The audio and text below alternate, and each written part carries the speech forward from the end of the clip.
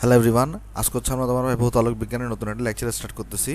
So আজকে হচ্ছে আমরা প্রথমে পড়বো হচ্ছে আমরা গতকালকেই বলছিলাম যে হাইগেন্স নীতি থেকে তোমার হচ্ছে দুইটা সূত্র প্রতিপাদন করা যায়, একটা হচ্ছে আলোর প্রতিফলন আর একটা হচ্ছে আলোর প্রতিসরণ। সো ভাই এটা তোমার আসলে এইচএসসিতে লাগবে না এবং এডমিশনও লাগবে না, জাস্ট তোমার হচ্ছে মনের আগ্রহটাকে ফিল আপ করার জন্য আমরা হচ্ছে দুইটাকে প্রতিপাদন করে দিব। ওকে, আর এরপর যদি আমাদের হাতে সময় থাকে তাহলে আমরা তরঙ্গের উপরিপাতন টপিকটা আজকে স্টার্ট করব।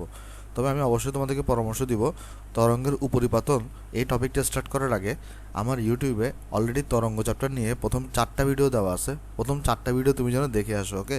নাহলে কিন্তু তুমি তরঙ্গের উপরিপাতনে ভালো ফিল পাবা না। আচ্ছা, তাহলে চলো, তাহলে আমরা এটা তো লেকচার স্টার্ট করার আগে এটা তোমাদের হচ্ছে আমাদের মেইন ফেসবুক গ্রুপ ভাই।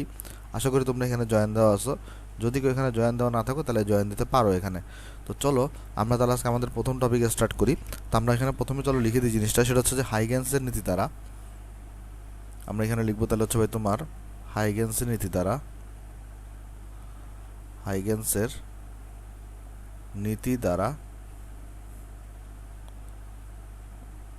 দুইটি সূত্র প্রতিপাদন করা যায়, আলোর দুইটি সূত্র প্রতিপাদন করা যায়। হাইগেন্সের নীতি দ্বারা, হাইগেন্সের নীতি দ্বারা আলোর দুইটি সূত্র প্রতিপাদন করা যায়, যথা এক, আলোর প্রতিফলনের সূত্র, আলোর প্রতিফলনের সূত্র, আর নাম্বার 2 হচ্ছে তোমার ভাই আলোর প্রতিসরণের সূত্র, আলোর প্রতিসরণের সূত্র।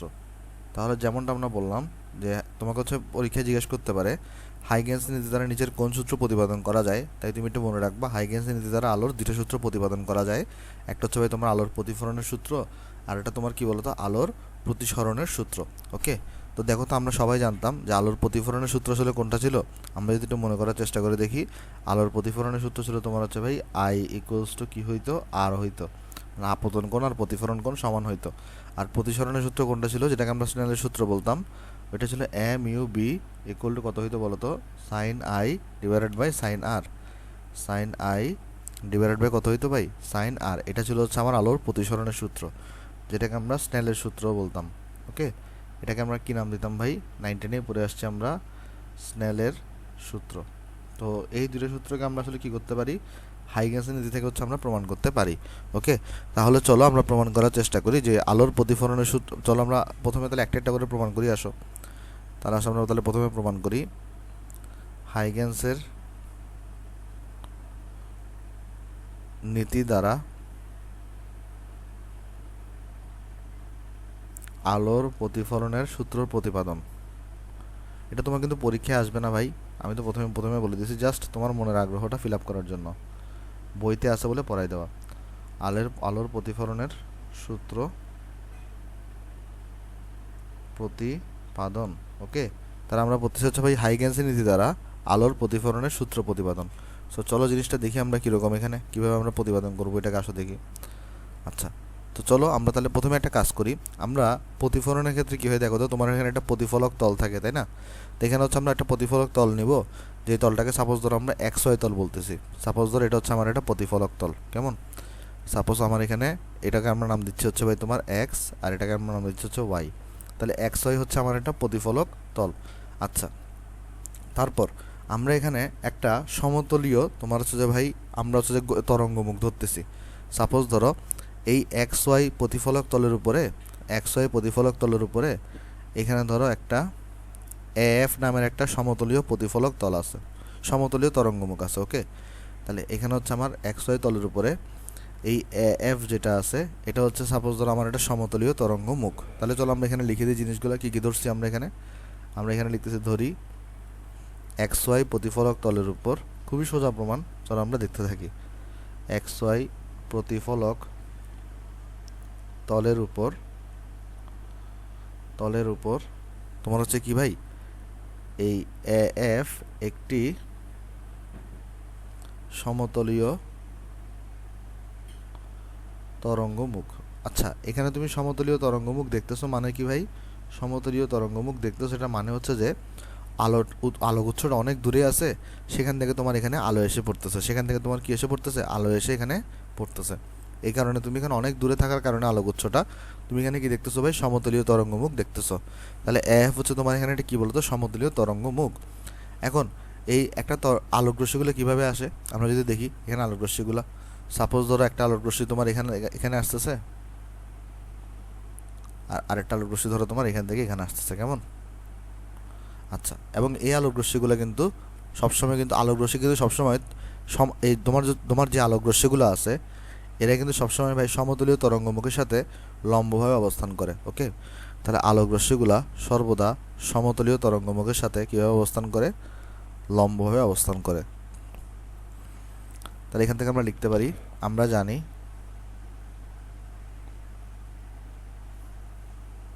আপতিত আলোক রশ্মি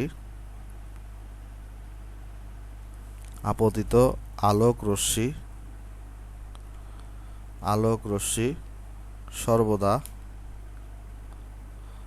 সমতলীয় তরঙ্গমুখের সাথে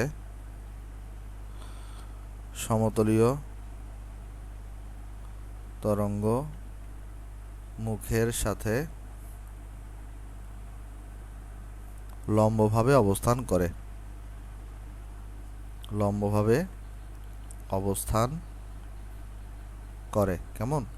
আচ্ছা, তাহলে এখানে আমরা বলতেছি কি এখানে যে ধরো তোমার হচ্ছে যে ভাই এফ তো তোমার একটা সমতলীয় তরঙ্গমুখ, আর এখানে ধরো একটা ডিএফ আলোক রশ্মি আসতেছে, আর একটা ধরো তোমার এখানে সিএ আলোক রশ্মি আসতেছে। ওকে, তাহলে সিএ হচ্ছে একটা আলোক রশ্মি যেটা সমতলীয় তরঙ্গমুখের উপরে লম্বভাবে আপতিত হচ্ছে, আবার তোমার এখানে হচ্ছে ডিএফ একটা আলোক রশ্মি যেটা তোমার হচ্ছে আবার এখানে দেখো তো কি এই যে সমতলীয় তরঙ্গমুখের উপরে লম্বভাবে আপতিত হচ্ছে। তাহলে এখানে আমরা ধরতে পারি যে এফ এর উপর অঙ্কিত লম্ব তোমার যে ডিএফ এবং সিএ এরা আসলে কি নির্দেশ করতেছে? আপতিত আলোক রশ্মি নির্দেশ করতেছে।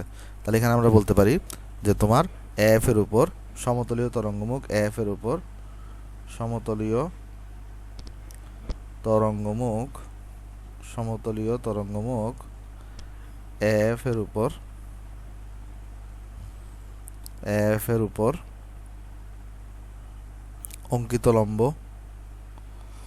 অঙ্কিত লম্ব ডিএফ এবং সিএ আপতিত আলোক রশ্মি নির্দেশ করে। ডিএফ এবং সিএ আপতিত আলোক রশ্মি নির্দেশ করে। কেমন? আশা করি জিনিসটা আমরা এখানে সবাই বুঝতে পারছি। আচ্ছা, এখানে এবার কাহিনী কী হবে দেখো, এবার কাহিনী হবে যে তোমার এইখানে ডিএফ তো এখানে আসতেছিল, তাই না? তাহলে ধরো এই ডিএফটা টি সময়ে এফ থেকে ডিএফ যে আলোক রশ্মিটা আছে সেটা ধরো টি সময়ে এফ থেকে সাপোজ ধরো তোমার ইতে পৌঁছাবে এখানে, সাপোজ ধরো এটা টি সময়ে এফ থেকে কোথায় পৌঁছাইলো? এখানে এটা ইতে পৌঁছাবে, এখানে সাপোজ ধরো তোমার ইতে পৌঁছাইছে। ওকে, আচ্ছা, তাহলে হচ্ছে যে এখান থেকে ভালো করে লক্ষ্য করে দেখো এরা কিন্তু সবাই কিন্তু একই মাধ্যমে আছে। ধরো এটা বায়ু মাধ্যমে আছে, আমরা চিন্তা করতে পারি ধরো আলোক রশ্মিটা কোথায় আছে বলো তো? বায়ু মাধ্যমে আছে। তার মানে খেয়াল করে দেখো আমরা এখান থেকে তাহলে ধরতেছি হচ্ছে যে ভাই তোমার এখানে ডিএফ যে আলোক রশ্মিটা আছে সেটা তোমার হচ্ছে ভাই সি ব্যাগে এফ থেকে ইতে পৌঁছাইতে সময় লাগে কতটুকু? টি সময় লাগে। ওকে, আচ্ছা, তো এখানে তাহলে আমরা এখানে লিখে দিয়ে আসো, আমরা তাহলে এখানে লিখতে পারি সেটা হচ্ছে যে ডিএফ আলোক রশ্মি তোমার হচ্ছে ভাই টি সময়ে সি ধরো ডিএফ আলোক রশ্মি সি ব্যাগে এফ থেকে ইতে পৌঁছায়, সি ব্যাগে এফ থেকে ইতে পৌঁছায় এবং এর জন্য প্রয়োজন হয়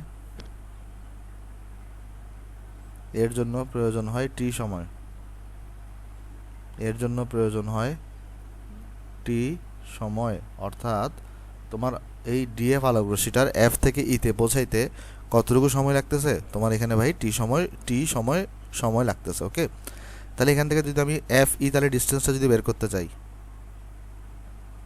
তাহলে সেটা কত আসবে দেখো। তাহলে এফ ই এই পথটা কত বেগে অতিক্রম করছে? আমরা জানি এস ইজ ইকুয়াল টু ভিটি, তাহলে এখানে এস মানে হচ্ছে এফই, এই যে অতিক্রান্ত দূরত্ব, এস মানে তোমার এখানে এফই কত বেগ অতিক্রম করছে, বায়ু মাধ্যমে গেছে বলে এটা সি বেগ অতিক্রম করছে, আর সময় লাগছে কতটুকু, টি পরিমাণ সময় লাগছে। ওকে, আচ্ছা আশা করি জিনিসটা আমরা এখানে বুঝতে পারছি। ওকে ভাই, তাহলে এবারে দেখো এবার কাহিনী কী হবে।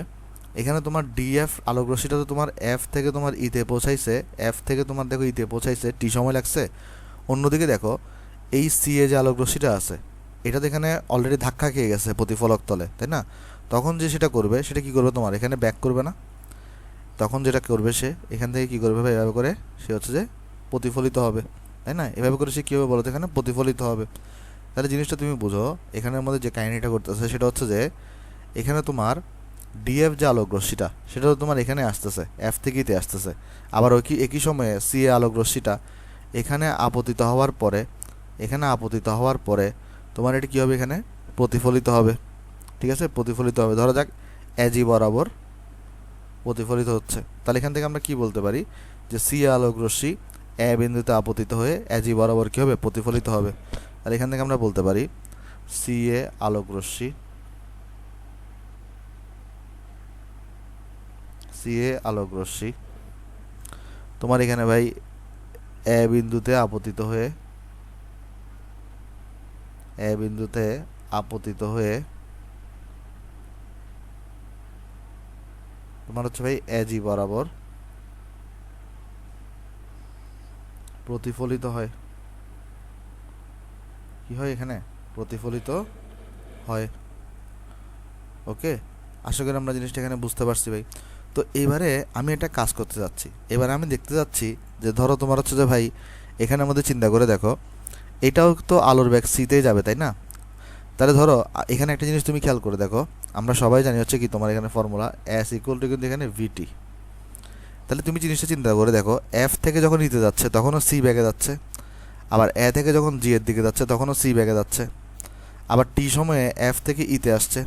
এখন আমি বের করতে যাচ্ছি সেম টি সময়ে এই এ থেকে জি এর মধ্যে কতটুকু পর্যন্ত সে যাবে আর কি। হ্যাঁ, এটা কীভাবে বের করতে পারি আমরা, আমরা এফ ই এর সমান ব্যাসার্ধ নিয়ে আমরা এ হতে একটা বৃত্তচাপ আঁকতে পারি এ জি বরাবর। তাহলে দেখো জিনিসটা বুঝো, এখন তুমি বলতে পারো ভাই এফ ই এর সমান ব্যাসার্ধ কেন, দোনোটা কি সেম ডিস্টেন্স যাবে? দোনোটা কিন্তু সেম ডিস্টেন্সই যাবে এখানে। কেন দেখো, কারণ তোমার হচ্ছে যে ভাই এফ হতে তোমার হচ্ছে যে ভাই আলোক রশ্মি ইতে পৌঁছায়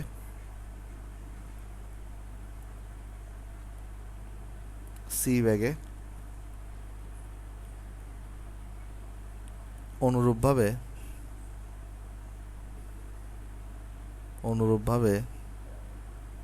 তোমার এখানে এতে প্রতিফলিত হওয়ার পরেও আলোক রশ্মিটা সি ব্যাগে এ থেকে জি বরাবর যায়।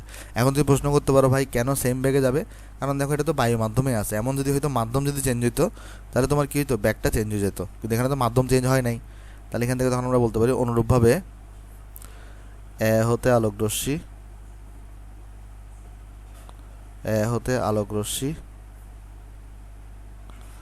এ জি বরাবর সি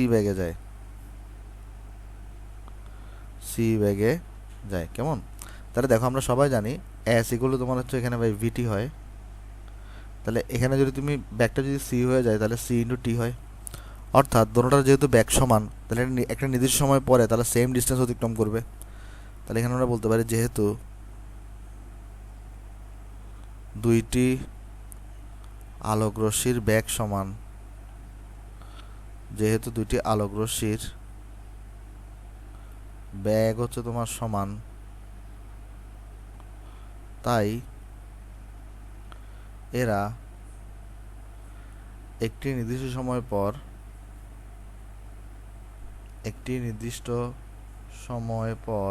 কারণ টি সময় পর, ধরো তুমি চিন্তা করো না 2 সেকেন্ড পর ধরো প্রথম আলোটাও যাবে 2c আর দ্বিতীয় আলোটাও যাবে তোমার এখানে 2c, কিন্তু হ্যাঁ তারা এটা নির্দিষ্ট সময় পর, সমান দূরত্ব অতিক্রম করবে, সমান দূরত্ব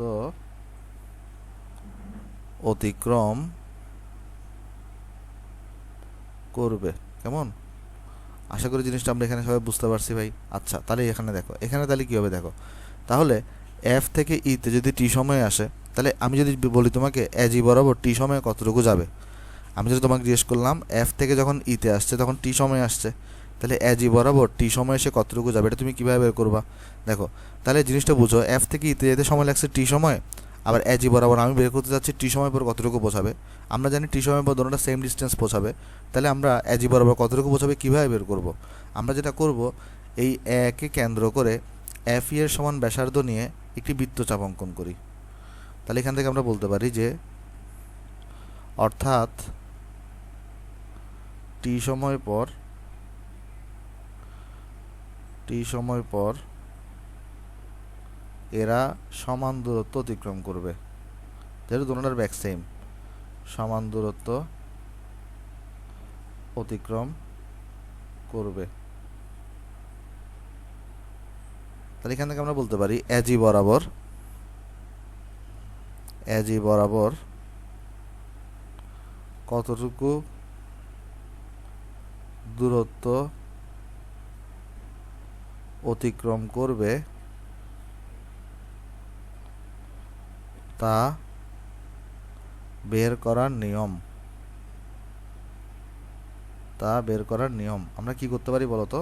আমরা এখানে যেটা করতে পারি সেটা হচ্ছে আমরা একে কেন্দ্র করে তোমার ওই এফ এর সমান ব্যাসার্ধ নিয়ে আমরা একটা বৃত্তচাপ অঙ্কন করি এজি বরাবর। তাহলে আমরা এখানে বলতে পারি একে কেন্দ্র করে এফ এর সমান ব্যাসার্ধ নিয়ে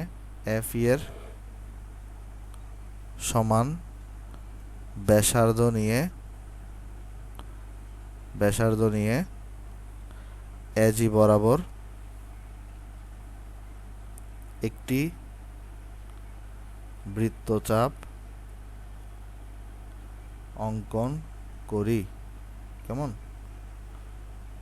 তার মানে দেখো আমরা এখানে যেটা করতে পারি, এই একে কেন্দ্র করে আমরা মানে অর্থাৎ একে আমি কেন্দ্র ধরতেছি, একে আমরা কেন্দ্র ধরার পরে আমরা হচ্ছে এই এজি বরাবর একটা কি আঁকতে পারি বলতো? একটা বৃত্তচাপ আঁকতে পারি। আমরা এজি বরাবর একটা এখানে কি আঁকতে পারি? একটা বৃত্তচাপ আঁকতে পারি। কেমন? আমরা এখানে এজি বরাবর একটা বৃত্তচাপ এখানে এভাবে করে আঁকতে পারি। এটা হচ্ছে আমার একটা বৃত্তচাপ। ওকে, যদি একটু আঁকাটা অসুন্দর হয়েছে তা একটু কনসিডার করিও। তাহলে হচ্ছে আমরা একে কেন্দ্র করে এই এফ এর সমান ব্যাসার্ধ নিয়ে আমরা এজি বরাবর এটা কি আঁকছি? তোমার বৃত্তচাপ আঁকছি। তাহলে এটা যেখানে গিয়ে ছেদ করছে, আমরা তাহলে যেটা করব, এখান থেকে আমরা যোগ করে দিব। তাহলে এটা কি হয়ে গেছে? এখানে স্পর্শক হয়ে গেছে। তাহলে এই যে তোমার এখানে ধরো তোমার এখানে এটাকে সাপোজ আমরা বি নাম দিলাম, তাহলে এখানে কি হয়ে গেছে?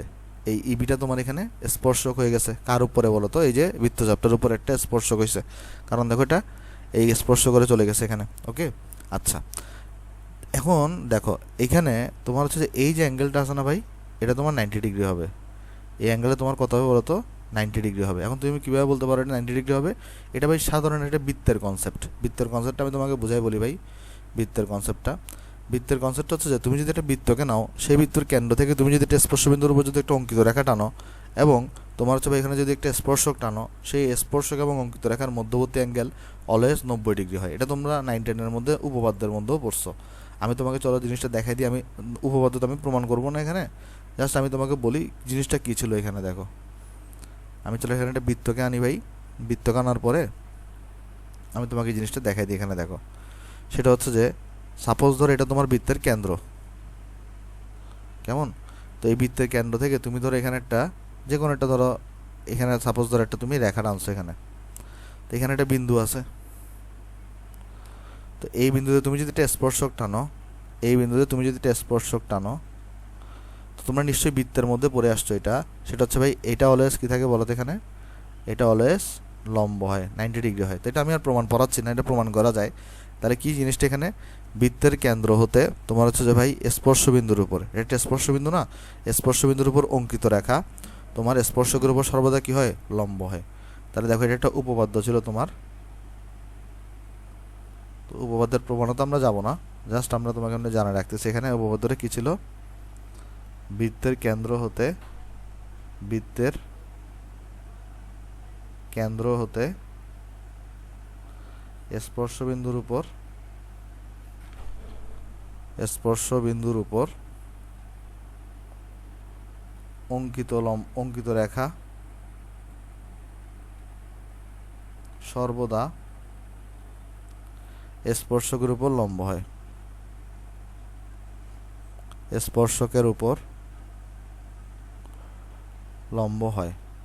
ওকে, এটাই হচ্ছে তোমার এখানে উপপাদ্যটা ছিল। তাহলে দেখো আমি যদি আরেকটা পয়েন্ট দিয়ে বোঝাই, ধরো এই পয়েন্টটার উপরে তুমি একটা রেখা আঁকলা এটা, আর এখানে তুমি যদি একটা স্পর্শক টানো, একটা স্পর্শক টানছো, তাহলে এই রেখাটার সাথে স্পর্শকের অ্যাঙ্গেল কত হবে বলো তো? অলওয়েজ 90 ডিগ্রি হবে। এই যে রেখা এবং স্পর্শকের মধ্যবর্তী অ্যাঙ্গেল অলওয়েজ কত হবে? লম্ব হবে বা 90 ডিগ্রি হবে। ওকে, তাহলে এই জিনিসটা আমরা এখানে দেখলাম। দেখো তো এটা ছিল আমার কেন্দ্র ভাই, একে কেন্দ্র করে রাখছি না, আর এটা আমার বৃত্তচাপ ছিল, আর এটা আমার স্পর্শবিন্দু ছিল। তাহলে একে কেন্দ্র করে আমি এখানে যে রেখাটা টানছি আর এখানে যে স্পর্শক টানছি, তাহলে যে মধ্যবর্তী অ্যাঙ্গেল কত হবে অলওয়েজ বলো তো ভাই? 90 ডিগ্রি হবে। ওকে, আশা করি জিনিসটা আমরা এখানে বুঝতে পারছি ভাই। আচ্ছা, তাহলে এবার একটা জিনিস দেখো, আমরা এখানে কি করতে পারি, একটা হতে XY তলের উপর একটা লম্ব NA আঁকি, হতে XY তলের উপর একটা লম্ব NA অঙ্কন করি, যাকে আমরা বলি অবিলম্ব। ঠিক আছে, তাহলে এখানে আমরা চলো এর পরের পৃষ্ঠে এখানে লিখি, এখানে তো আমরা উপপাদ্য লিখছি। আসো তাহলে এটাকে আমরা একটু বক্স করে দিয়ে আসো, এটা আননেসেসারি জিনিস ছিল, তাও আমরা দেখাই দিচ্ছি এটা কোত্থেকে আসছে আসলে। ওকে, সো চলো আমরা এটাকে বক্স করে দিই ভাই।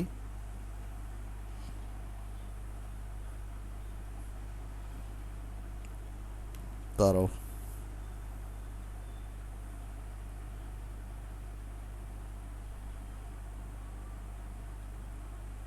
ওকে ভাই, সেটাকে আমি বক্স করে দিলাম এখানে।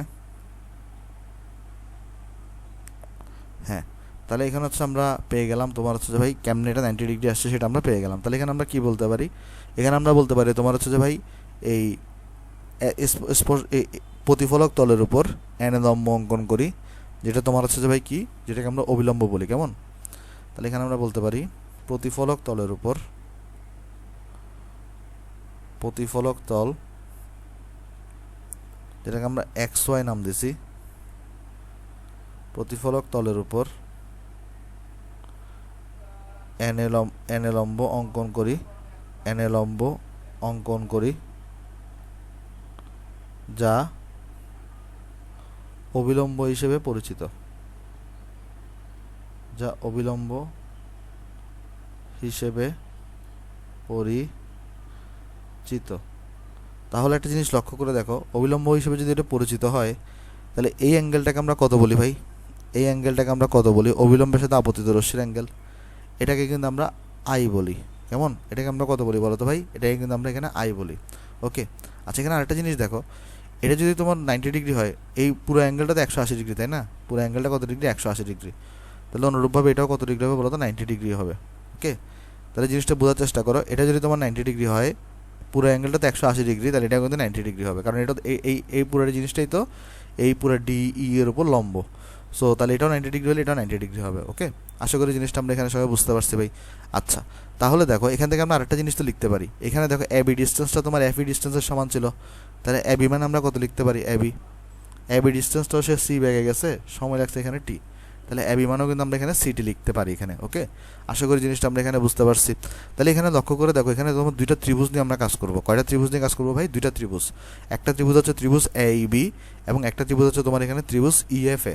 ওকে, তাহলে আমরা এখান থেকে দুইটা ত্রিভুজ নিয়ে কাজ করব। আসো, একটা হচ্ছে ভাই তোমার ত্রিভুজ AEB এবং ত্রিভুজ EFA, তাই না? একটু আমি চেক করে দেখি, ত্রিভুজ AEB আর একটা হচ্ছে EFA। হ্যাঁ ঠিক আছে, তাহলে এই দুইটা ত্রিভুজ নিয়ে আমরা হচ্ছে এখন কাজ করব এখানে। ওকে, কি কাজ করব দেখো, কি কাজ করব দেখো, আমরা এখন প্রমাণ করব আসলে এই দুইটা ত্রিভুজ হচ্ছে তোমার সর্বসম। আমরা প্রমাণ করব এই দুইটা ত্রিভুজ এখন কি বলতো? সর্বসম। কিভাবে প্রমাণ করব দেখো, ফার্স্ট অফ অল দেখো তো ভাই, এখানের মধ্যে আমরা যদি একটু করে লক্ষ্য করি, এখানে যে তাহলে আমরা পাইলাম হচ্ছে দুইটা ত্রিভুজের মধ্যে কোণ ABE যেটা আছে, কোণ ABE এটা কিন্তু একটা সমকোণ, তাই না? আবার অনুরূপভাবে দেখো কোণ AFE এটাও কিন্তু একটা সমকোণ। তাহলে দুইটা ত্রিভুজের মধ্যে আমরা দেখতেছি আমাদের কাছে যে কোণ ABE যেটা আছে সেটা হচ্ছে তোমার এক সমকোণ, এবং অনুরূপভাবে কোণ AFE যেটা ছিল, তাই না? দেখি একটু করে, AFE, হ্যাঁ এটাও কিন্তু দেখো এক সমকোণ। কোণ AFE এটাও কিন্তু তোমার এখানে ভাই এক সমকোণ। ওকে, আচ্ছা তাহলে দুইটা ত্রিভুজের একটা একটা কোণ করে আমরা সমান পাইলাম। তারপর দেখো এই দুটো ত্রিভুজের মধ্যে একটা বাহু হচ্ছে তোমার এ বি, ত্রিভুজের একটা বাহু হচ্ছে এ বি, আর তোমার হচ্ছে যে ভাই ই এফ এ ত্রিভুজের মধ্যে একটা বাহু হচ্ছে এফ ই। ওকে, এই দুটোটা কিন্তু সমান। তাহলে দেখো আমরা এখান থেকে লিখতে পারি এ বি এটা ইকুয়াল টু আমার এখানে সিটি ছিল, তারপরে তোমার এখানে হচ্ছে আমাদের যে এফ ই এটা ইকুয়াল টু আমার এখানে সিটি ছিল। ওকে, আর দেখো এখানে আর এটা তোমার এ ই যেটা আছে সেটা কিন্তু সাধারণ বাহু, কারণ দেখো এ ই বাহুটা ত্রিভুজ এ বি ই এর মধ্যেও আছে, আবার ত্রিভুজ ই এফ এ এর মধ্যেও আছে। তাহলে এখান থেকে আমরা লিখতে পারি এ ই হচ্ছে আমার এখানে সাধারণ বাহু, এ ই হচ্ছে আমার এখানে সাধারণ বাহু। তাহলে দেখো আমি যদি সামারি করি তাহলে দেখো তো এখান থেকে আমরা কি লিখতে পারি, এখান থেকে আমরা লিখতে পারি কোণ A B E equal to কোণ এ এফ ই, আবার এখানে A B equal to F E, যেহেতু দোনোটা সিটির সমান, আর এ ই হচ্ছে সাধারণ বাহু, অর্থাৎ দোনোটা বাহুর মধ্যে দোনোটা ত্রিভুজের মধ্যে এ ই আছে।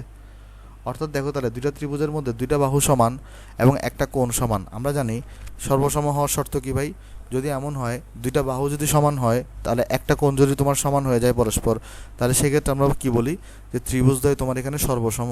ওকে, তাহলে আমরা কি বলতে পারি, আমরা বলতে পারি সুতরাং ত্রিভুজ এ ই বি সর্বসম, এটাকে এইভাবে প্রকাশ করে ত্রিভুজ ই এফ এ। ওকে, অর্থাৎ অর্থাৎ ত্রিভুজদ্বয় সর্বসম, অর্থাৎ ত্রিভুজদ্বয় সর্বসম, এই জিনিসটা আমরা এখান থেকে বলতে পারি ভাই। ওকে, আশা করি এটা আমরা বুঝতে পারছি সবাই এখানে। আচ্ছা, তাহলে সর্বসম হলে তোমার লাভটা কি, আমরা জানি যদি দুটো ত্রিভুজ সর্বসম হয় তাহলে আসলে তাদের অনুরূপ কোণগুলোকে আমরা কি বলতে পারি, সমান বলতে পারি। তাহলে আমরা জানি এখান থেকে আমরা লিখতে পারি, আমরা জানি এগুলো আমাদের 7-8 পড়া ভাই, দুইটি ত্রিভুজ সর্বসম হলে, দুইটি ত্রিভুজ সর্বসম হলে, আমরা জানি দুইটি ত্রিভুজ সর্বসম হলে এদের অনুরূপ কোণগুলো পরস্পর সমান হয়, এদের অনুরূপ কোণগুলো পরস্পর সমান হয়। কেমন, এদের অনুরূপ কোণগুলো পরস্পর সমান হয়। আচ্ছা, তাহলে এটা হচ্ছে আমরা সবাই জানি এখানে। তাহলে দেখো এখানের মধ্যে আমরা তাহলে কি করতে পারি, এখানের মধ্যে দেখো আমরা তাহলে এটা লিখতে পারি কিনা, দেখো তো এখানে তোমার হচ্ছে যে ভাই এই ত্রিভুজ এ বি ই তে সমকোণের বিপরীতে কোন কোণ আছে, সমকোণের বিপরীতে কোণ আছে এখানে তোমার হচ্ছে যে এটা এ ই বি, মানে আমরা বলতে চাচ্ছি কি ত্রিভুজ এ বি ই তে সমকোণের বিপরীতে কোণ হচ্ছে তোমার এখানে কোণ এ ই বি। অনুরূপভাবে ত্রিভুজ ই এফ এ তে সমকোণের বিপরীতে কোণ আছে কোনটা বলো তো, কোণ ই এফ। কোণ কত আছে এখানে, কোণ ই এফ। তাহলে এটা সবাই অনুরূপ কোণ না, কারণ দেখো কারণ দোনোটাই হচ্ছে তোমার এখানে ওই যে সমকোণের অপোজিটে আছে, সমকোণের কি আছে বলো তো, অপোজিটে আছে। তাহলে যেহেতু দোনোটা ত্রিভুজ এখানে সর্বসম, তাই দুইটা কোণকে আমি এখানে কি লিখতে পারি, সমান লিখতে পারি। তাহলে এখানে চলো আমরা লিখতে পারি, লিখি আসো এখানে আমরা তাহলে প্রথমে লিখবো এখানে এরকম ত্রিভুজ এ ই বি তে, ত্রিভুজ এ ই বি তে সমকোণের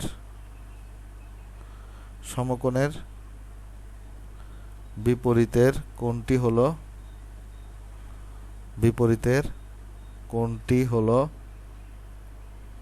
সমকোণের বিপরীতে কোণটি কত ছিল, এখানে দেখো ত্রিভুজ এ ই বি, কোণ এ ই বি, কোণ এ ই বি।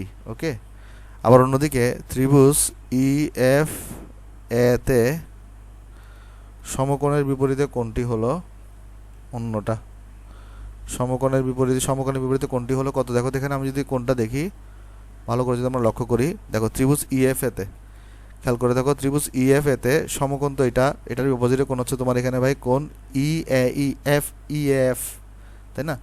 তাহলে এখানে কোণটা কত ভাই, কোণ ই এফ, কোণ ই এ এফ। তো যেহেতু তোমার দোনোটা এখানে তাহলে অনুরূপ কোণ দুইটা, তাহলে এখান থেকে যেহেতু তোমার হচ্ছে ভাই ত্রিভুজ সর্বসম, তাহলে এখান থেকে আমরা কি লিখতে পারি, সুতরাং কোণ এ ই বি, কোণ A E B equal to কত, কোণ ই এ এফ। কেমন, এই জিনিসটা কিন্তু আমরা তাহলে এখান থেকে লিখতে পারি, কেন, কারণ দোনোটা কিন্তু তোমার এখানে অনুরূপ কোণ। ওকে, আশা করি জিনিসটা আমরা এখানে সবাই বুঝতে পারছি। আসলে এবার আমরা কিছু অ্যানালাইসিস করবো ভাই, সিম্পল কিছু অ্যানালাইসিস। কী অ্যানালাইসিস করবো দেখো এখান থেকে চলো আমরা ফিগারটাতে ফিরে যাই। দেখো তো ফিগারটা থেকে আমরা এখানে কোণ সি এ এন আর কোণ এন এ এফ দুইটার যোগফলকে কি আমরা 90 ডিগ্রি বলতে পারি? পারি অবশ্যই। দেখো এখানে লম্ব ছিল এটা, দেখছো এটা কিন্তু টোটাল লম্ব ছিল। তাহলে এখান থেকে কিন্তু আমরা কোণ সি এ এন আর কোণ এন এ এফ কে কিন্তু আমরা কি বলতে পারি? এখানে আমরা 90 ডিগ্রি কিন্তু আমরা এখানে বলতে পারি। ওকে, আচ্ছা একটা দেখো, তুমি তো এখানে আইকে আইডেন্টিফাই করছো, আর কোনটা হবে? আর কিন্তু হবে তোমার হচ্ছে ভাই এই অ্যাঙ্গেলটা, এটা হবে তোমার আর। কেন দেখো, কারণ আর মানে কি অবিলম্বের সাথে, এই অবিলম্বের সাথে প্রতিফলন কোণের প্রতিফলিত রশ্মির মধ্যবর্তী অ্যাঙ্গেল, আর অবিলম্বের সাথে আপতিত রশ্মির মধ্যবর্তী অ্যাঙ্গেলকে তুমি আই বলো। আমার এখন টার্গেট হচ্ছে প্রমাণ করা আই ইকুয়ালস টু আর হবে এটা। তাহলে একটা জিনিস দেখো, আমরা এখান থেকে কি লিখতে পারি? কোণ সি এ এন আর কোণ এন এ এফ দুইটার যোগফল কিন্তু এখানে 90 ডিগ্রি বা এক সমকোণ। তাহলে এখান থেকে আমরা লিখতে পারি তোমার কোণ সি এ এন, কোণ সি এ এন প্লাস কোণ N A F equal to এক সমকোণ। ওকে, দেখো তো এটা লেখা যায় না? আমি একটু চেক করে দেখি। কোণ সি এ এন আর কোণ এন এফ, হ্যাঁ ঠিক আছে, সমান। তাহলে ইকুয়াল টু কত লিখতে পারি আমরা? এক সমকোণ লিখতে পারি। আচ্ছা দেখো তো আবার অন্যদিকে দেখো, তুমি আবার খেয়াল করে দেখো, কোণ ই এ এফ আর তোমার এখানে ভাই কোণ এন এ এফ, এই দুটোর যোগফলকে কিন্তু সমকোণ লেখা যায়, এই এক সমকোণ লেখা যায়। দেখো কোনটা কোনটা? কোণ ই এ এফ আর কোণ এন এ এফ, এটাকে কিন্তু তোমার কি লেখা যায়? এক সমকোণ লেখা যায়। কেমনে ভাই? কারণ এন এটা কি ছিল? এই এক্স এর উপর কিন্তু এক্স ওয়াই এর উপর কিন্তু লম্ব ছিল, তাহলে এই পুরো অ্যাঙ্গেলটা 90 ডিগ্রি। তাহলে কোণ ই এ এফ আর কোণ এন এ এফ কে কিন্তু আমরা চাইলে কিন্তু কি লিখতে পারি? তোমার এখানে কিন্তু আমরা এক সমকোণ লিখতে পারি। তাহলে এখান থেকে আমরা লিখতে পারি এক সমকোণ ইকুয়াল টু কত? কোণ ই এ এফ প্লাস কোণ এন এ এফ।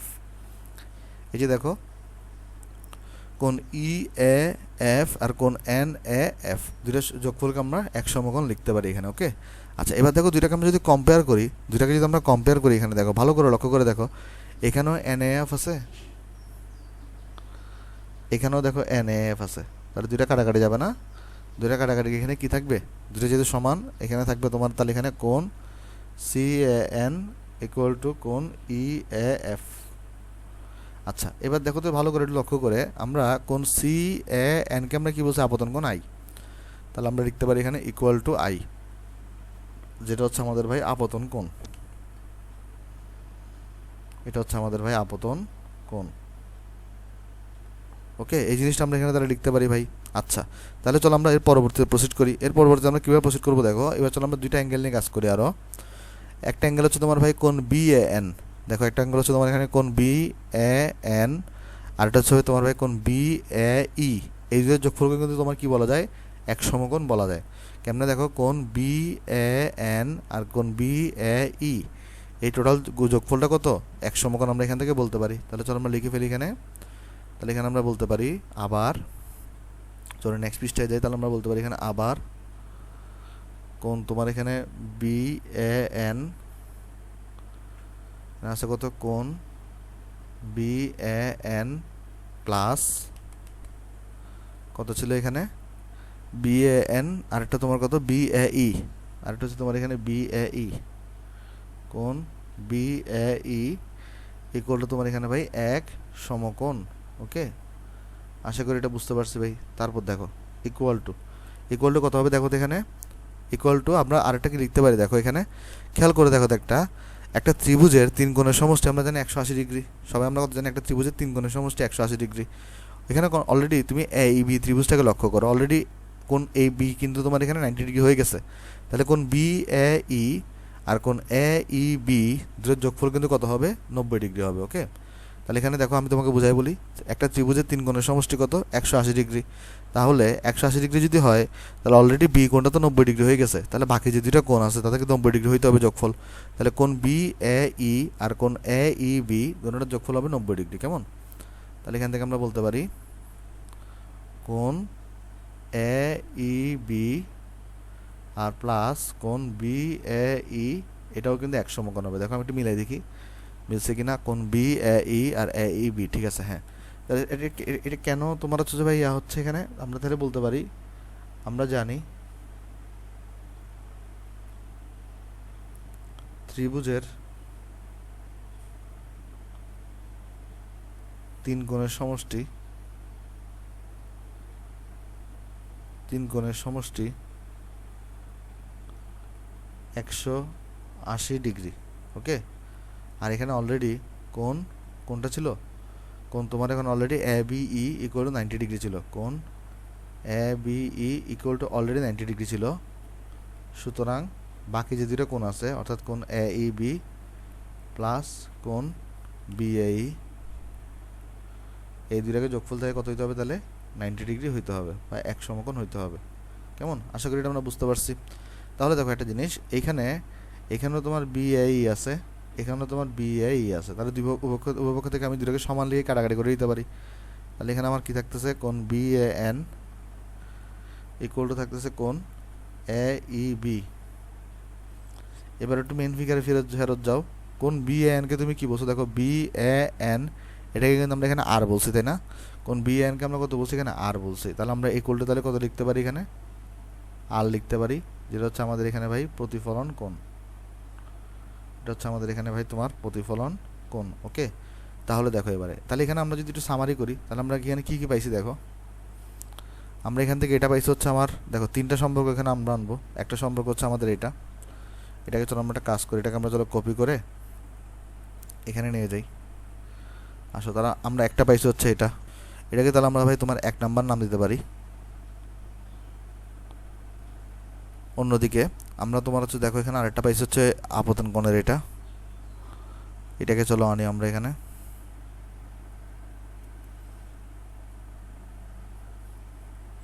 এটাকে আমরা তাহলে 2 নাম্বার নাম দিতে পারি।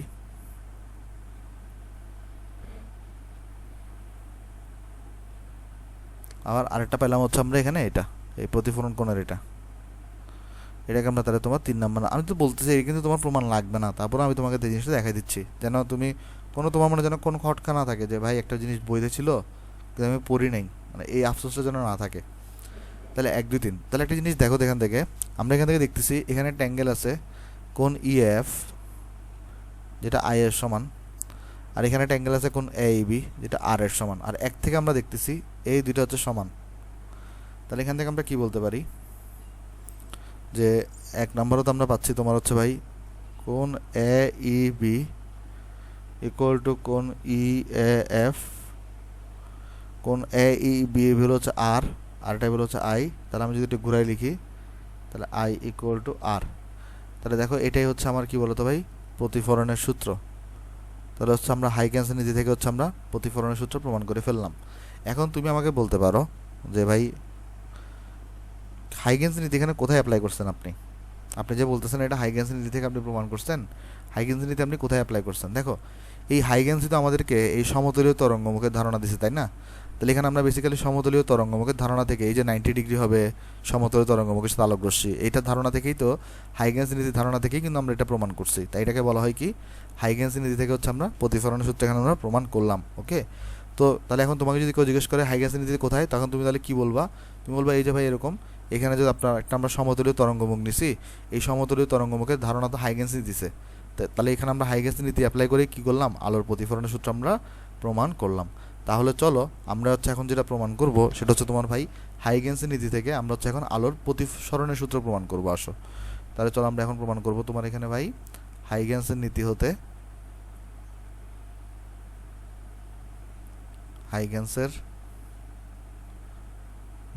হতে আলোর প্রতিসরণের সূত্র। চলো আমরা এখন এটা প্রমাণ করব। আচ্ছা দেখো তো, তাহলে প্রথমে যদি আমি তোমাকে জিজ্ঞেস করি যে প্রতিফলন আর প্রতিসরণের মধ্যে বেসিক ডিফারেন্সটা কোথায়, এখানে আসলে ডিফারেন্সটা কে তৈরি করে? ওকে, দেখো এখানের মধ্যে যেটা হয় প্রতিফলনের মধ্যে তুমি যে তলটাকে নাও এটাকে বলা হচ্ছে প্রতিফলক তল। তাহলে প্রতিফলনের মধ্যে তুমি যে তলটাকে নাও, এখানে তুমি যে তলটাকে নিছো না, এটাকে আমরা বলি হচ্ছে তোমার প্রতিফলক তল। আর তুমি প্রতিসরণের মধ্যে যে তলটাকে নাও সেটাকে আমরা বলি বিভেদ তল। তাহলে এটা হচ্ছে তোমার এই তলটাকে আমরা কি বলি ভাই, এই তলের নাম হচ্ছে আমাদের ভাই প্রতিফলক তল। প্রতিফলক তলের বৈশিষ্ট্যটা কি, এটা প্রতিফলিত করে দেয়, এটাকে আলোটাকে পাস করতে দেয় না। ওকে, আর বিভেদ তল যেটা করে সেটা হচ্ছে যে আলোটাকে পাস করতে দেয় অন্য মাধ্যমে। অর্থাৎ তোমার হচ্ছে ভাই প্রতিসরণের ক্ষেত্রে অনেকগুলো মাধ্যম জড়িত, কিন্তু তোমার এখানে প্রতিফলনের ক্ষেত্রে শুধুমাত্র একটা মাধ্যমে জড়িত। ওকে, তো আমরা যদি একটু প্রতিসরণের ব্যাপারটা দেখি একটু করে, যে সাপোজ ধরো এখানে তোমার একটা বিভেদ তল রাখা আছে, এখানে ধরো তোমার এটা কি রাখা আছে ভাই, একটা বিভেদ তল রাখা আছে। তাহলে এটা সাপোজ ধরো এক্স ওয়াই একটা তোমার এখানে বিভেদ তল, ঠিক আছে। তাহলে এখানে তোমার ধরো ভাই তোমার এখানে এক্স আর ওয়াই হচ্ছে একটা বিভেদ তল। তো বিভেদ তল কী করে, দুইটা মাধ্যমকে আলাদা করে। তাহলে ধরো এটা হচ্ছে তোমার এ মাধ্যম, আর ধরো নিচেরটা হচ্ছে তোমার এখানে বি মাধ্যম। কেমন, নিচেরটা তোমার এখানে ভাই বি মাধ্যম। তাহলে বোঝার চেষ্টা করো জিনিসটা কি ভাই, সেটা হচ্ছে যে তোমার এখানে এই প্রতিফলক তল হচ্ছে কি করে তোমার, তো প্রতিফলক তল হচ্ছে তোমার প্রতিফলিত করে দেয়, সেটাকে আলোকে অন্য মাধ্যমে পাস হতে দেয় না। আর এখানে যে বিভেদ তল থাকে সেটা কি, এখানে এটা যেটা আছে সেটা কি তোমার, এটাকে আমরা বলি বিভেদ তল। এটা কি করবে, এটা হচ্ছে বিভেদ তল যেটা করে যে দুইটা মাধ্যমকে আলাদা করে। ওকে, তাহলে এখানে আমরা বলতে পারি এখানে এক্স ওয়াই বিভেদ তল, এখানে এক্স ওয়াই বিভেদ তল, এক্স ওয়াই বিভেদ তল এ মাধ্যম ও বি মাধ্যমকে তোমার এখানে কি করছে ভাই, আলাদা করেছে।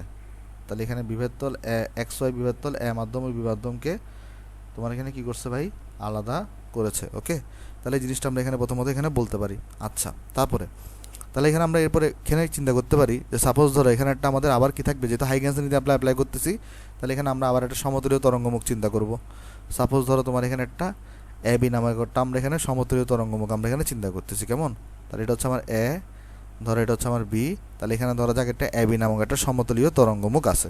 আর এই সমতলীয় তরঙ্গমুখটা সাপোজ ধরো তোমার এ মাধ্যমে সি এ বেগে গতিশীল আছে। ওকে, তাহলে এখানে আমরা প্রথমে চিন্তা করতে পারি এখানে যে তোমার এখানে ধরি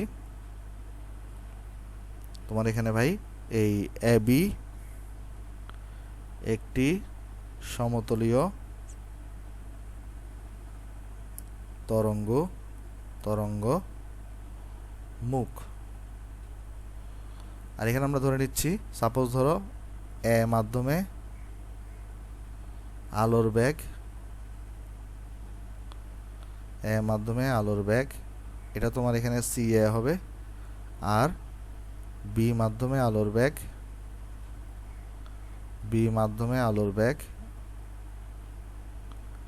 এটা তোমার সিবি হবে। ওকে, তাহলে এখানে আমি কি ধরে নিছি, এখানে আমি ধরে নিছি তোমার হচ্ছে ভাই এ মাধ্যমে আলোর বেগ তোমার এখানে সি এ হবে, আর বি মাধ্যমে তোমার এখানে আলোর বেগ কত হবে বলো তো, সিবি হবে। ওকে, আচ্ছা, তাহলে এখানে আমরা ধরতেছি কি, এখান থেকে ধরো দুইটা আলোক রশ্মি আসতেছে। ধরা যাক তোমার এখানে একটা আলোক রশ্মি তোমার হচ্ছে এটা, আর একটা আলোক রশ্মি ধরো তোমার হচ্ছে এটা, এবং দুটোটা লম্বভাবে আসতেছে। দুটোটা ধরো তোমার এখানে লম্বভাবে আসতেছে। ওকে, লম্বভাবে এখানে আপতিত হয়েছে। আচ্ছা, তাহলে এখানে আমরা ধরে নিচ্ছি তোমার এখানে এটা একটা আলোক রশ্মি ছিল, এটা আর একটা আলোক রশ্মি, দুটোটা তোমার এখানে কীভাবে আসতেছে, লম্বভাবে আসতেছে, অর্থাৎ এটাও 90 ডিগ্রি অ্যাঙ্গেলে আসতেছে, এটাও 90 ডিগ্রি অ্যাঙ্গেলে আসতেছে। কেমন, আচ্ছা, আশা করি আমরা জিনিসটা এখানে বুঝতে পারছি। তো আমরা অনুরূপভাবে এই আলোটাকে সাপোজ আমরা এফ নাম দিলাম, আর এটাকে আমরা এখানে ই নাম দিলাম। তাহলে এখানে আমরা বলতে পারি তোমার হচ্ছে এখানে এফ বি এবং ই এ হলো দুইটা আবর্তিত রশ্মি যা সমতলীয় তরঙ্গমুখের উপর লম্বভাবে আবর্তিত হচ্ছে। তাহলে এখান থেকে আমরা বলতে পারি এখানে এফ বি এবং ই এ হলো দুইটি আপতিত আলোক রশ্মি, যা এ বি সমতলীয় তরঙ্গমুখে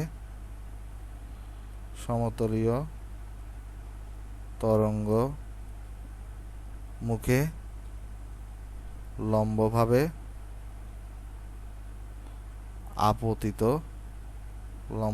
আপতিত হচ্ছে। ওকে, আচ্ছা, আশা করি এটা আমরা বুঝতে পারছি এখানে।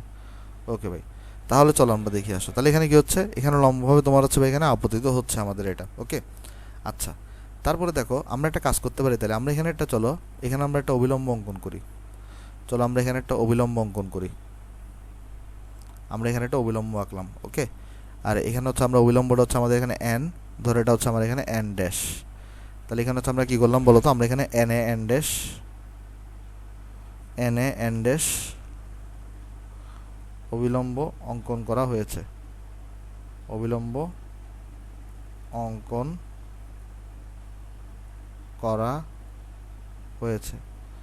তাহলে এখানে একটা অবিলম্ব আঁকা হয়েছে ভাই, যেটার নাম কত বলো তো, এন এ এন ড্যাশ। ওকে, আচ্ছা, তাহলে এখানে যদি এটা অবিলম্ব হয়, তাহলে আমাকে বলো তো এই অ্যাঙ্গেলটা কত হবে তোমার ভাই? এই অ্যাঙ্গেলটা তোমার এখানে আই হবে না, কারণ আপতিত রশ্মি অবিলম্বের সাথে যে অ্যাঙ্গেলটা তৈরি করে তাকে আমরা কি বলি ভাই? আই বলি তাকে আমরা, তাই না? তাকে আমরা কি বলি? তাকে আমরা হচ্ছে ভাই তোমার এখানে আই বলে থাকি। ওকে, আচ্ছা, আশা করি আমরা এতটুকু বুঝতে পারছি ভাই। তাহলে চলো আমরা এরপরে দেখি আসো। এরপরে এখানে যেটা হবে, এখানে এ যে আলোক রশ্মিটা আছে সেটা তোমার এ মাধ্যমে আসার পরে আমরা ধরে নিচ্ছি, সাপোজ ধরো এ মাধ্যমটা ধরো আমার হালকা, আর ধরো বি মাধ্যমটা হচ্ছে আমার তুলনামূলক ঘন। এ মাধ্যমে প্রতিসরণাঙ্ক আমরা মিউ এ ধরে নিচ্ছি, বি মাধ্যমে প্রতিসরণাঙ্ক আমরা মিউ বি ধরে নিচ্ছি। আমরা সবাই জানি আলোক রশ্মি যদি হালকা থেকে যদি অবিলম্বের ঘন মাধ্যমের দিকে যায় তাহলে কি হয়? আলোক রশ্মিটা তোমার অবিলম্বের দিকে বেঁকে যায়। আলোক রশ্মিটা কি হয়? অবিলম্বের দিকে এভাবে করে বেঁকে যাবে। ওকে, অবিলম্বের দিকে কী হবে? এখানে বেঁকে যাবে। তাহলে এখানে আমরা লিখতে পারি, আমরা জানি, আচ্ছা এখানে আমরা তাহলে কিছু লেখালেখি আগে, সেটা হচ্ছে যে ভাই তোমার এখানে যে ধরি এ মাধ্যম তুলনামূলক হালকা যার প্রতিসরণাঙ্ক হলো মিউ এ এবং বি মাধ্যম তুলনামূলক ঘন যার প্রতিসরণাঙ্ক হলো মিউ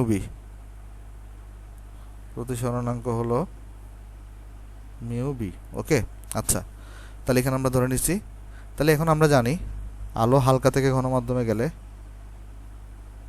আমরা জানি আলো হালকা হতে ঘন মাধ্যমে গেলে অবিলম্বের দিকে কিছুটা বেঁকে যায়।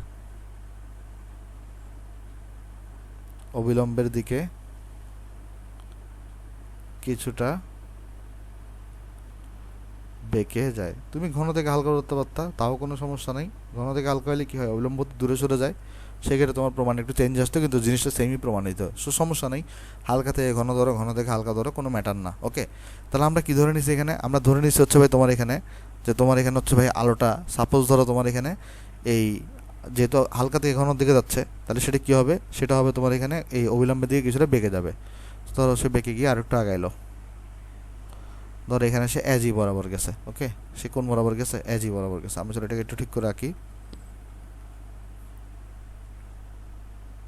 হ্যাঁ, ধরো এটা হচ্ছে আমাদের এজি বরাবর গেছে। ওকে, আচ্ছা, তারপর দেখো, তারপরে এখানে যেটা হবে, এখানে এই এজি বরাবর কিন্তু কত বেগে যাবে বলো তো? যেহেতু বি মাধ্যমে যাচ্ছে, আর বি মাধ্যমে আলোর বেগ কিন্তু সিবি, তাহলে এখানে সে কত বেগে আগাবে? এখানে কিন্তু সে হচ্ছে ভাই সিবি বেগে আগাবে। আর এখানে যে অ্যাঙ্গেলটা তৈরি হয়েছে, এই যে অ্যাঙ্গেল, এই অ্যাঙ্গেলটাকে আমরা কি বলি বলো তো? এই অ্যাঙ্গেলটাকে আমরা কিন্তু বলি হচ্ছে তোমার আর। এই অ্যাঙ্গেলটাকে আমরা কত বলি? এই অ্যাঙ্গেলটাকে আমরা বলি হচ্ছে তোমার আর। ওকে, আচ্ছা, আশা করি আমরা এটা বুঝতে পারছি এখানে। ওকে ভাই, তারপর দেখো তো এখানে যখন এজি বরাবর যাচ্ছে, এখানে যে এফ বি আলোকটা আছে সেটা কিন্তু তোমার মাধ্যম চেঞ্জ করে নাই, তাহলে কিন্তু সেটা বাঁকবে না। দেখো এই এজি বরাবর যাওয়ার সময় বেঁকে গেছে কেন? কারণ এখানে এসে এই বিন্দুতে আসার পর কিছু মাধ্যম চেঞ্জ হয়েছে, কিন্তু এফ বি থেকে যে আলোক রশ্মি আসতেছে সেটা তো মাধ্যমে আছে, তাহলে সেই কিন্তু তোমার এখানে বাঁকবে না, সেই কিন্তু তোমার সোজাসুজি গিয়ে কিন্তু এখানে গিয়ে আপতিত হবে। ওকে, এখানে কি কিছু এখানে তোমার আপতিত হয়েছে। ওকে, তাহলে এখানে গিয়ে কিন্তু সরাসরি কিন্তু সে এখানে গিয়ে আপতিত হবে এখানে। ওকে, আশা করি জিনিসটা আমরা এখানে বুঝতে পারছি। আচ্ছা, ধরো সে এখান থেকে সি বিন্দুতে গিয়ে আপতিত হয়েছে, ধরো যাকে এখানে সি বিন্দুতে গিয়ে আপতিত হয়েছে এখানে। ওকে, আচ্ছা, তাহলে এখানে যখন সে সি বিন্দুতে আপতিত হয়েছে, সে কিন্তু সি ব্যাগে গেছে। সে কত ব্যাগে গেছে? এখানে সি ব্যাগে গেছে। ধরো এখানে সি ব্যাগে সে টি সময় এখানে পৌঁছাইছে। ওকে, সে টি সময় এখানে পৌঁছাইছে। তার মানে আমি যদি এখন বিসি ডিস্টেন্সটাকে বের করতে চাই, তার মানে বিসি মান আমার কত আসবে? সি ব্যাগে গেছে আর এখানে টি সময় এখানে পৌঁছাইছে। ওকে, আশা করি জিনিসটা আমরা এখানে বুঝতে পারছি। আবার ধরো তোমার এখানে আমরা চাইলে এই যে ধরো সে হচ্ছে যে আবার ধরো বি মাধ্যমের মধ্যে আলোটা তোমার এখানে ধরো এখানের মধ্যে তোমার হচ্ছে সাপোজ ধরা যাক হচ্ছে ভাই এডি ডিস্টেন্স পাস হয়েছে, এই তোমার টি সময়ের মধ্যে আমরা এখানে ধরতে পারি যে এডি ডিস্টেন্স পার হয়েছে। সিবি ইন্টু টি হবে। তাহলে তাহলে দেখো এখান থেকে আমরা চলো একটু পরের পৃষ্ঠায় তাহলে লিখে আসো এটা। তাহলে এখানে আমরা ধরতে পারি ধরি আলোক রশ্মি, আমরা ধরি এ মাধ্যমে আলোক রশ্মি, ধরি এ মাধ্যমে, এটা কোন আলোক রশ্মি ছিল? এফবি আলোক রশ্মি ছিল, এফবি আলোক রশ্মি টি সময়ে কোথায় কোথায় যায় ভাই? বি থেকে সিতে গেছে, বি থেকে সিতে যায়। আর এবং বি মাধ্যমে ওই কোন আলোক রশ্মি দেখো? ইএ আলোক রশ্মি, ইএ আলোক রশ্মি ধরা যাক সেম টি সময়ে, এখন কিন্তু সেম দূরত্ব যাবে না, কেন? কারণ এখন মাধ্যম চেঞ্জ হয়ে গেছে, ব্যাক চেঞ্জ হয়ে গেছে। ওকে, এ থেকে ধরা যাক ডিতে যাচ্ছে, এ থেকে ধরা যাক ডিতে যায়। তাহলে এখানে আমরা লিখতে পারি তোমার এখানে, তাহলে এখানে গেছে সি এ ব্যাগে, এখানে কিন্তু গেছে তোমার এখানে সি বি ব্যাগে। তাহলে এখানে তোমার বিসি ইকুয়াল টু, তাহলে আমরা লিখতে পারি এই যে সি এ ইন্টু টি, আর এখানে এ ডি ইকুয়াল টু কিন্তু আমরা লিখতে পারি সি বি ইন্টু টি। আচ্ছা, এখন কোয়েশ্চন হচ্ছে ভাই বিসি তো আমি এখানে খুঁজে পাইলাম, কিন্তু এডি তো আমি এখানে খুঁজে পাচ্ছি না, কীভাবে খুঁজে পাবো বলো তো? ওই এডি এর সমান চাপ নিয়ে একে কেন্দ্র করে আমরা এখানে একটা কি আঁকতে পারি? বৃত্তচাপ আঁকতে পারি। আমরা এখানে একটা কি আঁকতে পারি? একটা এখানে একটা আমরা একে কেন্দ্র করে এডি এর সমান চাপ নিয়ে আমরা এখানে একটা বৃত্তচাপ আঁকতে পারি। ওকে, তাহলে এখানে আমরা লিখতে পারি তোমার এখানে এরকম যে একে কেন্দ্র করে এজি বরাবর এডি এর সমান ব্যাসার্ধ নিয়ে, এডি এর সমান ব্যাসার্ধ নিয়ে একটি বৃত্তচাপ অঙ্কন করি, একটি বৃত্তচাপ অঙ্কন করি। তাহলে দেখো তো ভাই বৃত্তচাপ অঙ্কন করার ফলে এখানে কী হইছে? যদি এখানে আমি একটা বৃত্তচাপ অঙ্কন করি, তাহলে এই যে বিন্দুটা আছে এটা হচ্ছে আমার এখানে ডি বিন্দু, আর এখানে তাহলে আমি একটা স্পর্শক পেয়ে যাবো, এখানে এটা হচ্ছে আমার এখানে স্পর্শক হয়ে গেছে।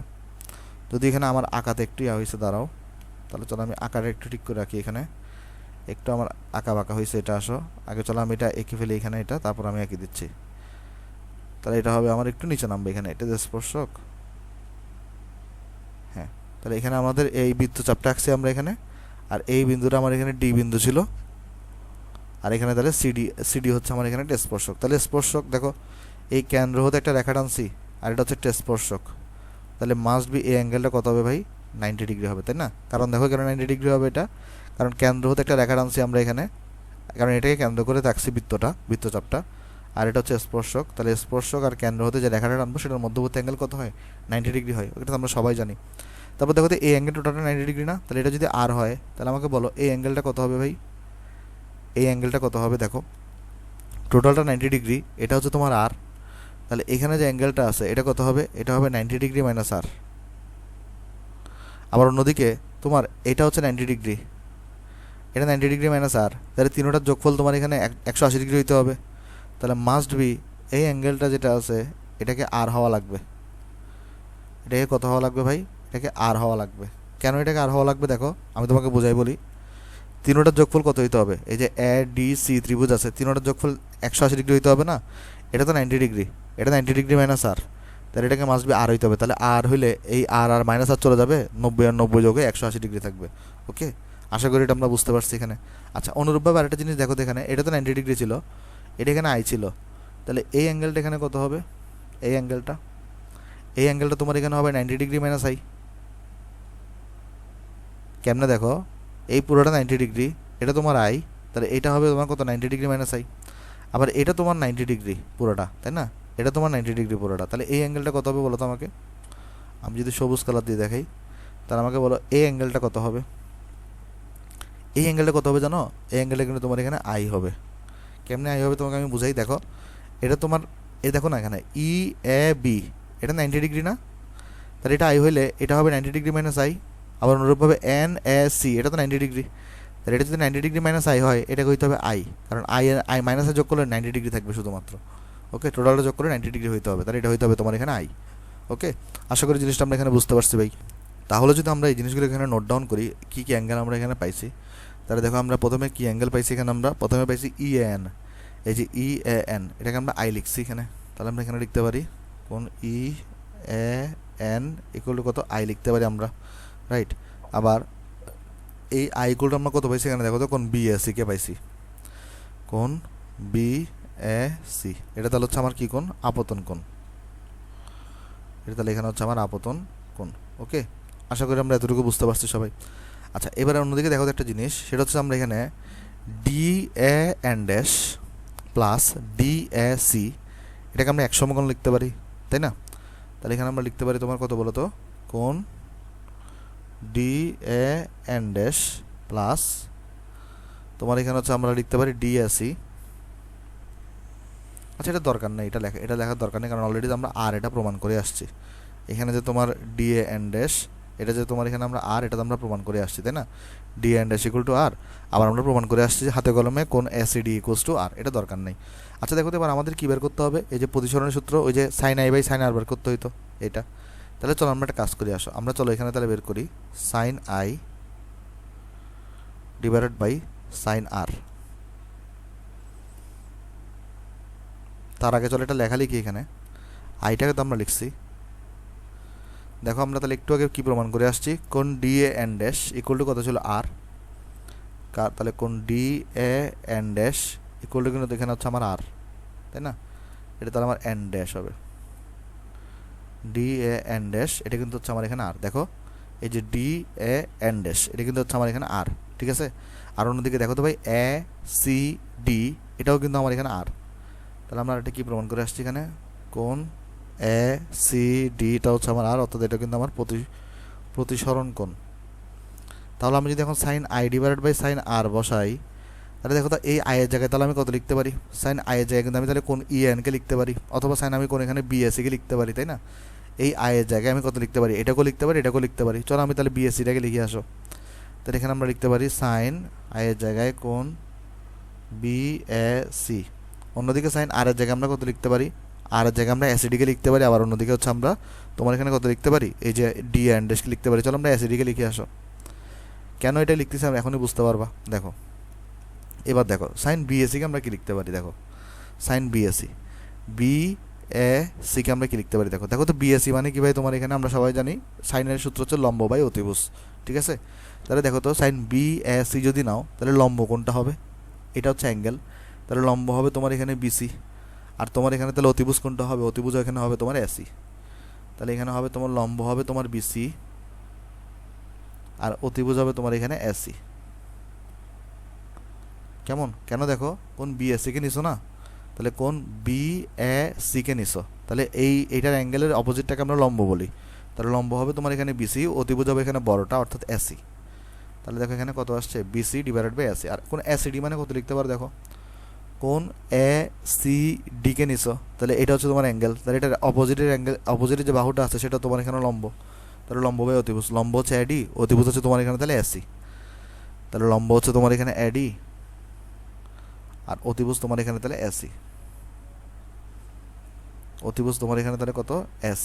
ওকে, আশা করি জিনিসটা আমরা এখানে বুঝতে পারছি। কেমনে দেখো এটা আমি তোমাকে আরেকবার বুঝাই বলি। এখানে কোন ACD ছিল না, দেখো এখানে কত ছিল, কোন ACD ছিল, কোন ACD, তাহলে কোন ACD, তাহলে C এর যে অপোজিটে সেটা হচ্ছে লম্ব, অর্থাৎ AD হচ্ছে লম্ব, আর বড়টা হচ্ছে তোমার এখানে অতিভুজ, তাহলে AD বাই AC আসছে। তাহলে AC কাটা যাবে এখানে, তাহলে এখানে থাকবে কি, দেখো থাকবে হচ্ছে তোমার এখানে শুধুমাত্র BC ডিভাইডেড বাই তোমার এখানে উপরে থাকবে তোমার এখানে BC, আর এখানে থাকবে তোমার এখানে AD। ওকে, আচ্ছা তারপর দেখো এখানে আমরা BCকে আমরা কত লিখছি এখানে CA ইন্টু টি, আর ADকে আমরা কত লিখছি CB ইন্টু টি। তাহলে এখানে দেখো আমরা BCকে আমরা লিখছি হচ্ছে তোমার এখানে CA ইন্টু টি, আর BDকে আমরা লিখছি তোমার এখানে CB ইন্টু টি। তাহলে টি এটি উভয় পক্ষ থেকে কাটাকাটি যাচ্ছে, তাহলে এখানে থাকতেছে CA divided by CB, CA divided by কত থাকতেছে CB থাকতেছে। তাহলে এখানে আমরা পাইছি হচ্ছে তোমার sine I divided by sine R equal to CA divided by CB, এখানে আমরা এটা পাইছি। আর 9-10-এ আমরা সিএ ডিভাইডেড বাই সিবিকে কত লিখতাম, এম ইউ বি লিখতাম।